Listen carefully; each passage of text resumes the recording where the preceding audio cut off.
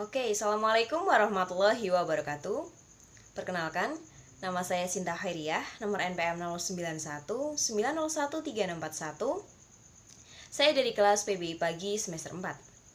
Video ini dibuat untuk memenuhi tugas ulangan tengah semester pada mata kuliah Theory of Educational Policy. Berikut ini saya akan menjawab pertanyaan-pertanyaan Pak Fajru di Google Classroom. Baik, langsung saja. Yang pertama, bagaimana latar belakang Mendikbud Nadiem Makarim?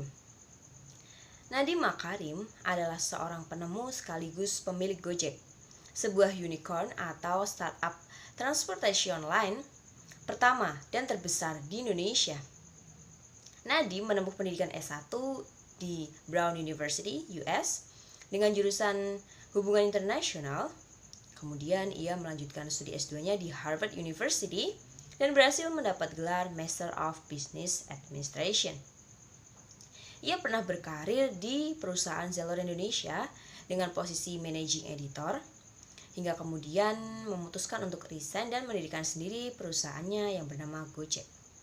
Berawal dari sebuah keprihatinan seorang Nadiem Makarim terkait kemacetan ibu kota, ia ingin menghadirkan terobosan sistem transportasi baru yang cepat dengan tarif terjangkau, dan tercetuslah ide untuk membangun Gojek. Diawali hanya dengan 20 orang anak buah saja, hingga Gojek dapat berkembang dan sukses seperti sekarang ini. Menurut saya, sah-sah saja apabila Nadiem Makarim diangkat menjadi menteri oleh presiden. Namun, analisa saya, Mendikbud bukanlah posisi yang tepat bagi Nadiem. Apalagi sekarang Mendikbud telah menyatu dengan Kementerian Ristek dan Perguruan Tinggi. Menurut saya, Nadiem lebih tepat masuk di posisi Bekraf atau Badan Ekonomi Kreatif.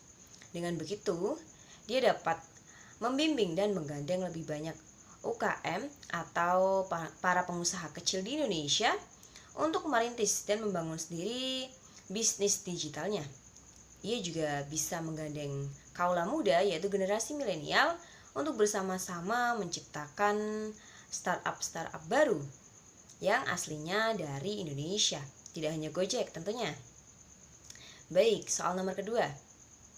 Bagaimana konsep Merdeka Belajar, kemudian pengertian dan komponen Merdeka Belajar, baik di tingkat pendidikan dasar maupun pendidikan menengah? Oke, Merdeka Belajar konsepnya adalah menghilangkan beban yang ada dalam pembelajaran. Merdeka Belajar di tingkat pendidikan dasar ini membebaskan siswa untuk berpikir dengan belajar sambil bermain, sehingga siswa harus mengeksploitasi dirinya sebebas-bebasnya. Siswa bisa mengeksplor dengan berbagai kegiatan yang menyenangkan dan nyaman. Implementasinya, pemerintah melakukan bimbingan melalui mahasiswa di sini untuk menemani guru, yaitu pada program kampus mengajar, di mana mahasiswa juga dituntut untuk memberikan inovasi agar pembelajaran yang menyenangkan bisa lebih terarah lagi untuk siswa sekolah dasar. Sama juga halnya dengan yang terjadi di pendidikan menengah, baik itu SMP maupun SMA. Siswa diberikan kebebasan secara kognitif, namun di sini yang lebih ditekankan adalah guru, karena tanpa guru tidak akan tercipta seorang siswa. Nah, di sini siswa dituntut untuk berpikir lebih kritis karena guru bukan satu-satunya sebagai sumber pembelajaran. Menurut saya, konsep Merdeka Belajar ini sama saja dengan menyatakan bahwa pendidikan itu tidak penting. Sekolah tidak melulu tentang tugas. Menurut saya, pemerintah juga belum begitu jelas bagaimana konsep Merdeka Belajar yang akan dijalankan ke depan. Jika memang Indonesia ingin independent learning, ingin menyusun konsep Merdeka Belajar, Indonesia bisa meniru Finlandia, di mana siswa dari kelas 1 SD sudah dibebaskan untuk memilih kelas berdasarkan minat dan bakatnya. Artinya mereka hanya menguasai satu mata pelajaran saja, sehingga ketika dewasa mereka sudah matang dan lebih terarah karena dari kecil sudah menguasai apa yang menjadi minat bakatnya. Nah, sedangkan di Indonesia, pembelajaran masih menekankan pada semua mata pelajaran. Nah, ini sangat kontras dengan sistem Merdeka Belajar. Padahal Merdeka Belajar itu sendiri tidak terikat dengan yang namanya sebuah rule atau kurikulum dalam pembelajaran. Padahal yang namanya kurikulum ini kan mengatur sebuah pembelajaran sebagai acuan untuk mencapai tujuan itu sendiri. Nah, bagaimana pembelajaran diatur kok tidak pada koridor-koridornya? Jujur, saya kurang setuju dengan konsep Merdeka Belajar ini. Kemudian komponen Merdeka Belajar terdiri dari apa saja? Nah, komponennya terdiri dari 4. Yang pertama, ujian sekolah berstandar nasional ini menjadi tanggung jawab sekolah masing-masing. Kemudian yang kedua, ujian nasional dihapus dan diganti dengan sistem asesmen nasional. Yang ketiga adalah penyederhanaan RPP atau rencana pelaksanaan pembelajaran. Dan yang keempat adalah penerapan sistem zonasi pada penerimaan siswa baru. Oke, baik. Langsung ke nomor soal ketiga. Bagaimana pendapat saya tentang sistem zonasi dan apa saja sih manfaat serta kekurangannya? Baik, sebelumnya harus kita tahu dulu apa itu zonasi. Zonasi adalah sistem penerimaan siswa baru yang didasarkan pada kewilayahan. Artinya ini berdasarkan jarak rumah siswa ke sekolah. Nah, menurut saya zonasi ini memberikan efek yang cukup baik ya untuk pemetaan kualitas pendidikan di Indonesia. Nah, ada beberapa manfaat dari sistem zonasi, antara lain 1. Sistem zonasi memberikan kesempatan bagi siswa dari kalangan ekonomi biasa saja namun dengan kekuatan akademis yang bagus, dia bisa menempuh pendidikan di sekolah yang bagus asalkan jaraknya dekat dengan rumah. Yang kedua, zonasi ini bisa menghemat transportasi dan ongkos pengeluaran siswa sehari-hari karena jarak siswa dari rumah dekat, sehingga siswa juga lebih tertib dan tidak ada kata terlambat lagi. Kemudian yang ketiga, sistem zonasi ini menghilangkan stigma antara siswa bodoh atau siswa yang berasal dari sekolah. Biasanya masyarakat itu ecek-ecek. Ini itu tidak ada lagi sebutan-sebutan seperti itu karena sekarang sekolah ini sudah sama. Dan yang keempat, zonasi ini akan memacu para kepala sekolah, guru, siswa, dan para staf untuk berlomba-lomba meningkatkan prestasi yang ada di sekolahnya. Sehingga dengan demikian kualitas pendidikan di Indonesia akan merata. Selain kelebihan, sistem zonasi juga mempunyai kekurangan. Menurut saya, beberapa kekurangannya di antara lain adalah 1. Sistem zonasi ini menghilangkan hak-hak siswa pintar untuk dapat memilih sendiri sekolah yang diinginkannya. Karena dengan sistem zonasi, pilihan mereka menjadi terbatas. Kemudian yang kedua, sistem zonasi menghilangkan semangat belajar siswa. Dari yang sebelumnya siswa ini bersemangat belajar untuk menuju sekolah yang bagus, semenjak diterapkan sistem zonasi ini siswa kehilangan semangat karena mau sebagus apapun nilainya, mereka bersekolah berdasarkan jarak dari rumahnya. Kemudian yang ketiga, sistem zonasi ini akan mempersulit langkah siswa-siswa yang berprestasi namun diterima di sekolah yang biasa karena pemerataan kualitas baik dari segi sarana dan prasarana di berbagai sekolah di Indonesia ini belum merata. Kemudian soal nomor 4 yaitu opini tentang RPP One Page Version versi Kemendikbud. Nah, pendapat saya sebelumnya kurang setuju ya dengan penyederhanaan RPP menjadi 1 halaman ini.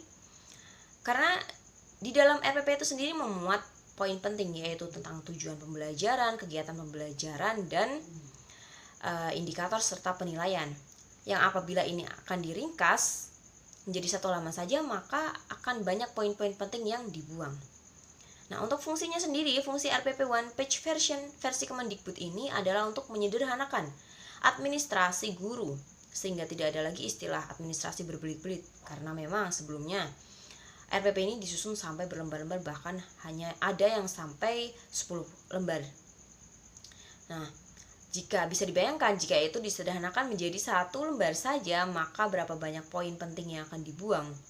Dan sekalipun ini bisa, tentu akan memakan huruf yang sangat kecil ukurannya. Ini sangat tidak efektif digunakan untuk guru dalam mempelajari siswanya.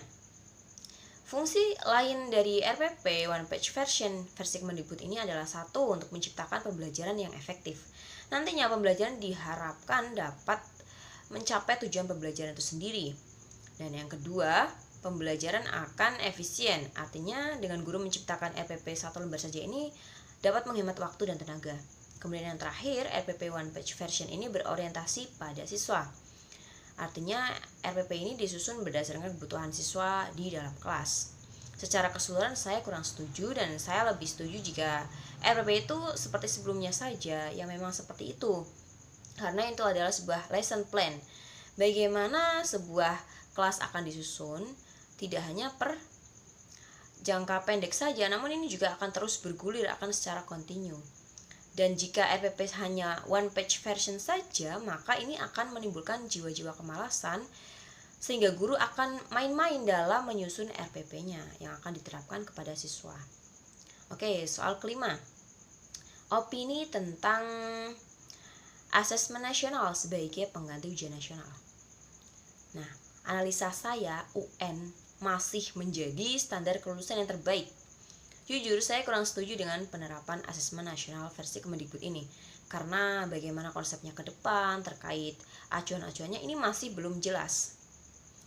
Maka, jika UN ini dihilangkan, tentu akan menghilangkan semangat belajar siswa. Siswa tidak akan terpacu, karena saya sendiri juga dulu merasakan menjadi siswa sangat bersemangat mengerjakan UN, belajar sebelum UN untuk mendapatkan nilai UN yang bagus, agar nilai UN saya sesuai bahkan di atas standar yang telah ditetapkan, agar bisa masuk ke sekolah yang saya inginkan. Nah, sekarang ini sudah tidak ada lagi, karena asesmen nasional pun bukan menentukan kelulusan siswa, hanya dijadikan sebagai formalitas saja.